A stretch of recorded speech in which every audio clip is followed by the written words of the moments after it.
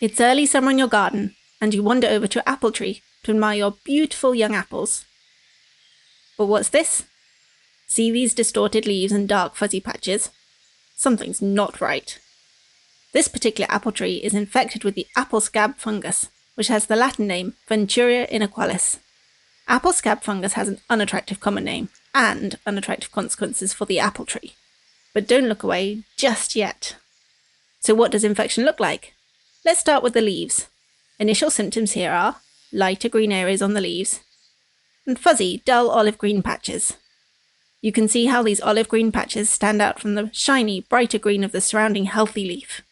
This olive green discoloration may not have a clearly defined edge and almost looks like a velvet surface on the leaf. As the infection progresses, these spots get darker, eventually turning brown. The edge of the spot can sometimes become more distinct. If you turn the leaf over, you can see that the brown patch is on both the top and the bottom surface of the leaf.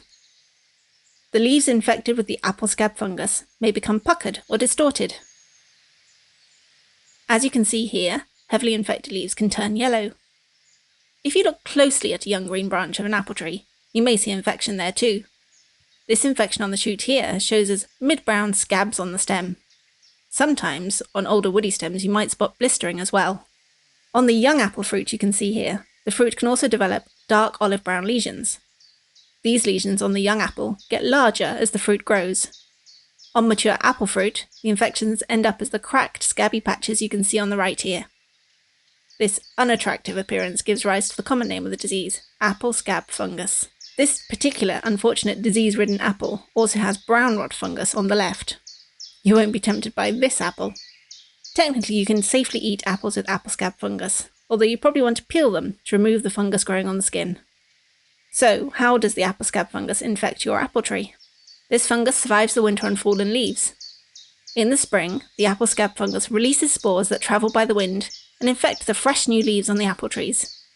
A few weeks later, the fungus produces a different type of spore that leads to fresh cycles of reinfection throughout the summer. This reinfection is dependent on wet weather, as the spores only grow on wet leaves.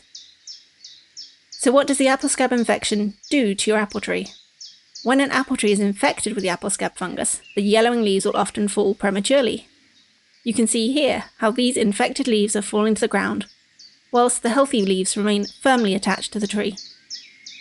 Over time, the premature loss of the leaves will weaken the tree, and if the infection is severe enough, apple scab fungus can kill the tree. So can apple scab fungus be cured? Despite being popular since Victorian times, copper-based fungicides used to control fungal and bacterial infections on fruit trees have been banned in the UK since 2018. This means that us Brits must now rely on improved cultivation methods and resistant cultivars of apple trees. So what can you do about apple scab fungus right now? We know that the main source of reinfection occurs from fallen infected leaves, so if you've identified apple scab on your tree, you need to sweep up, collect and bin or burn those fallen infected leaves before spring begins. Don't compost these infected leaves. Under the canopy of the tree on the ground, you can then put down a layer of mulch, about 2 inches or 5 centimeters deep. Use a mulch made up of bulky organic material, such as well-rotted manure, straw, or garden compost. This mulch will cover up any fallen, infected leaves which you may have missed. As a bonus, the mulch will also provide additional nutrients and water retention for the apple tree, which will help the tree to grow. If you look hard on your apple tree, you might spot some of those infected shoots I showed you. You want to cut these infected shoots out and remove them from your garden. As you give your apple tree its annual winter prune, you want to try to create an open structure, making sure no branches are touching or crossing each other. When you create an open space between the branches, you ensure a better flow of air around the leaves. Having better airflow means the leaves will dry much more quickly, reducing the chance of fungal infections like the apple scab fungus occurring. If you're planting a new apple tree, then it's worth choosing a cultivar with some resistance to the apple scab fungus. Established fungus-resistant favourites include Discovery, Egremont russet, and Adam's pearmain.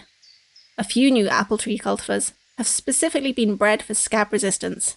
Topaz is a great option. How do I know about apple scab fungus, Venturia inaequalis?